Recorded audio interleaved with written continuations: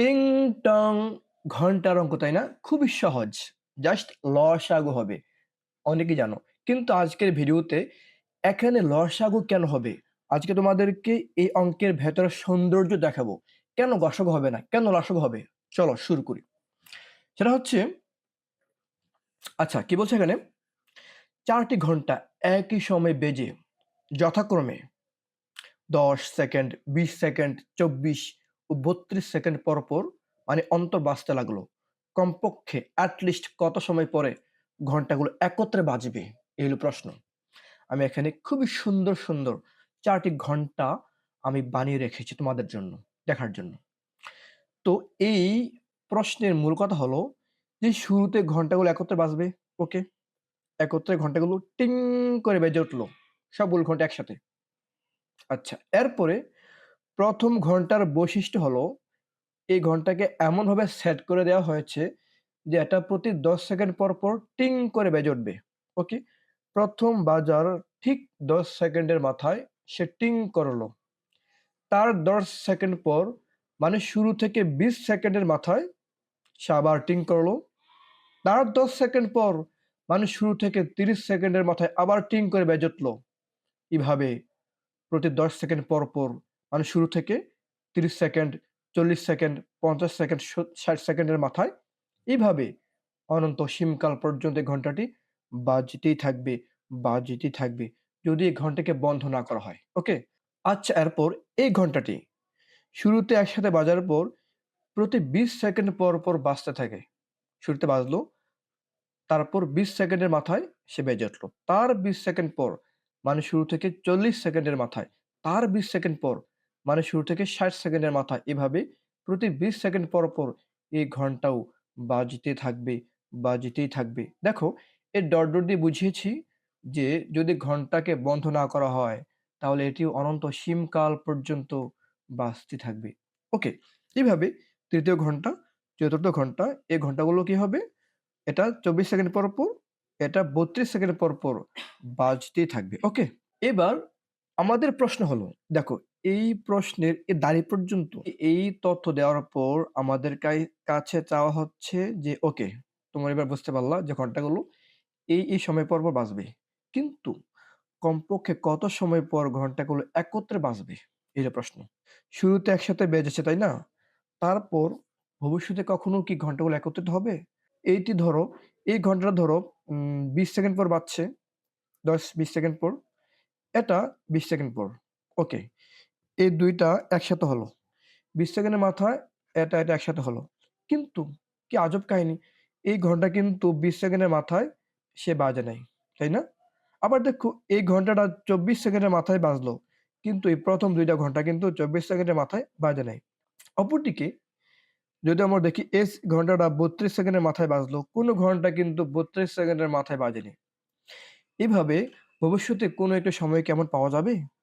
যে সময়ে এই ৪ টি ঘন্টা আবার তাদের মধ্যকার দ্বন্দ্ব, তাদের মধ্যকার সিস্টেমেটিক যে এগুলো ভুলে গিয়ে আবার একসাথে টিং করে বেজে উঠবে, এক হয়ে যাবে, এমন কি পাওয়া যাবে? আচ্ছা চলো আমরা খুঁজে দেখি। আচ্ছা, এখানে দেখতে পাচ্ছি আমরা, উম আমি একটু দ্রুত খুঁজি, বুঝছো? তোমরা একটু আস্তে, আস্তে খুঁজতে পারো। দেখতে পাচ্ছি যে এই ৩২০, ওকে। এই ৩২০ সেকেন্ডের বেলায় এটা বাজলো, তারপর এটাও বাজলো, এটাও বাজলো। কিন্তু আহা! কি কপাল! ৩২০ সেকেন্ডের বেলায় কিন্তু এই ৩য় ঘন্টাটি বাজে নাই। তাহলে এই একটার কারণে আমাদের ৪ টি ঘন্টা একত্রিত হয়নি। তাই না? আচ্ছা ওকে, আমি একটু দ্রুত করতেছি। আমি তো জানি যেহেতু আমি আগে করছি। আমরা দেখতে পাচ্ছি যে এই ৪৮০ সেকেন্ড। কত?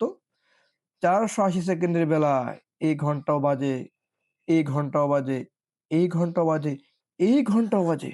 কি চমৎকার না? ওকে। তাহলে বুঝে গেলাম যে শুরু থেকে ৪৮০ সেকেন্ডের বেলায় এই ঘন্টাগুলো একত্রিত হয়ে তাদের মধ্যকার দ্বন্দ্ব ভুলে গিয়ে টিং করে বেজে উঠল। খুবই ফাইন। আচ্ছা ওকে, আমাদের উত্তর পেয়ে গেলাম। চলো এবার আমরা আরেকটু এক্সট্রা বোঝার জন্য, আমাদের মেইন কাহিনী লসাগু এর সৌন্দর্য বোঝার জন্য আমরা সামনে আরো চিন্তা করি। আচ্ছা বলো তো, ৪৮০ সেকেন্ডের বেলা এগুলো একত্রিত হয়ে বাজলো। সামনে কি আরো এমন কোনো সময় পাওয়া যাবে যখন তারা একত্রিত হয়ে আবার বাজবে? হ্যাঁ, যারা লসাগুর বেসিক বুঝো তারা অবশ্যই আশা করি বুঝে গিয়েছো যে শুরু থেকে 480 সেকেন্ডের বেলায় যেহেতু একত্রিত হয়েছে, এই 480 সেকেন্ডের পর ঠিক আরো 480 সেকেন্ড পর মানে 480 যোগ 480 কত হয়? 960। মানে শুরু থেকে 960 সেকেন্ডের বেলায় এই ঘন্টাগুলো আবার একত্রিত হয়ে টিং করে বেজে উঠবে, তাই না? তারপরে 960 সেকেন্ডের পর আরো 480 সেকেন্ড পর আবার একত্রিত হয়ে বাজবে। তার মানে ঘন্টাগুলো প্রতি 480 সেকেন্ড পর পর তাদের মধ্যকার দ্বন্দ্ব ভুলে গিয়ে তার একত্রিত হয়ে টিং করে বেজে উঠবে। মনে হচ্ছে যেন এই ঘন্টাগুলোর ঈদ বুঝি 480 সেকেন্ড পর পর হয়, তাই না? অনেকটা ঈদের মতো যে সারা বছর দেখা হলো না, মিল হলো না, কথা হলো না, ঈদের সময় তারা একত্রিত হলো, তাই না? এবার বলো, আমরা কি এইভাবে চিত্র দেখে দেখে এত কাহিনী করে বের করতে হবে? কোনো গাণিতিক প্রসেস নাই? এখান থেকে লসাগু এর ধারণা কিভাবে আসে সেটাই বোঝাবো। আচ্ছা দেখো তো, এই সংখ্যাগুলো আসলে কি? এগুলো হলো গুণিতক, তাই না? এই ১০, ২০, ৩০ গুণিতক মানে কি? গুণিতক হচ্ছে কোন সংখ্যার নামতা। মানে ১ গুণ ২ গুণ করে। তাহলে ১০ এর ১ গুণ ১০, ২ গুণ ২০, ৩ গুণ ৩০, ৪ গুণ ৪০ এভাবে ৫০০ পর্যন্ত দেওয়া আছে। অনন্ত অসীমকাল পর্যন্ত আরো হবে। কারণ আমরা জানি যে কোন সংখ্যার গুণিতক কি হয় না? শেষ হয় না। এগুলো বেশি গুণিতক। এগুলো ২৪ এর গুণিতক, এগুলো ৩২ এর গুণিতক বা মাল্টিপল। ওকে। এই গুণিতকের মধ্যে কোন গুণিতকটা সব জায়গায় আছে? দেখো তো। হ্যাঁ, এই ৪৮০ এখানেও আছে, এখানেও আছে, এখানেও আছে, এখানেও আছে। তাহলে এই ৪৮০ কে বলা হচ্ছে সাধারণ গুণিতক। কি গুণিতক? সাধারণ গুণিতক। কারণ এই ৪৮০ সব জায়গায় আছে। আচ্ছা, বিপরীতভাবে একটা প্রশ্ন করি যেন আমাদের জ্ঞানটা ক্লিয়ার হয়। আচ্ছা, এই ২৪০ সাধারণ গুণিতক নয় কেন? কারণ ২৪০ এক এক জায়গায় আছে, তারপরে ২ জায়গায় আছে। কিন্তু ২৪০ এখানেও আচ্ছা এখানেও আছে। ওকে, এখানেও আছে। কিন্তু ২৪০ এখানে নেই। এজন্য ২৪০ সাধারণ গুণিতক হতে পারে নাই। সাধারণ গুণিতক বা কমন মানে যে জিনিসটা কমন থাকে সব জায়গায়, সাধারণ গুণিতক হতে হলে এই সংখ্যাটাকে সবগুলো সংখ্যার গুণিতকের মধ্যে থাকতে হবে। তো এই শর্ত অনুসারে শুধু ৪৮০ হলো সাধারণ গুণিতক। ১ম সাধারণ গুণিতক। এরপরে ৯৬০ সাধারণ গুণিতক। এরপরে আরো ৪৮০ পর যেগুলো আসবে প্রত্যেকটা সাধারণ গুণিতক। ওকে? তাহলে আমরা বলতে পারি যে ১০, ২০, ২৪, ৩২ এর সাধারণ গুণিতকগুলো হলো ৪৮০, ৯৬০ পরে ডট মানে আরো আছে। এবার বলো তো এই সাধারণ গুণিতক যেগুলো পাওয়া গেছে বা সামনে আরো পাওয়া যাবে, এই সাধারণ গুণিতক থেকে সবচেয়ে ছোট কোনটা? হ্যাঁ, সবচেয়ে ছোট হলো আমাদের এই ৪৮০, তাই না? তাহলে বলো তো ৪৮০ কে কি বলা যায়? হ্যাঁ, ৪৮০ কে বলতে পারি আমরা যে ৪৮০ হলো ১০, ২০, ২৪, ৩২ এর সবচেয়ে ছোট সাধারণ গুণিতক, তাই না? বা ক্ষুদ্রতম সাধারণ গুণিতক। সবচেয়ে ছোট বা ক্ষুদ্রতম এই শব্দের আরেকটি বাংলা শব্দ হলো লঘিষ্ঠ। লঘিষ্ঠ। তাহলে ৪৮০ হলো লঘিষ্ঠ সাধারণ কি? গুণিতক। আর সংক্ষেপে বলা হয় লঘিষ্ঠের ল, সাধারণের সা, গুণিতকের গু। তাহলে ৪৮০ হলো কি?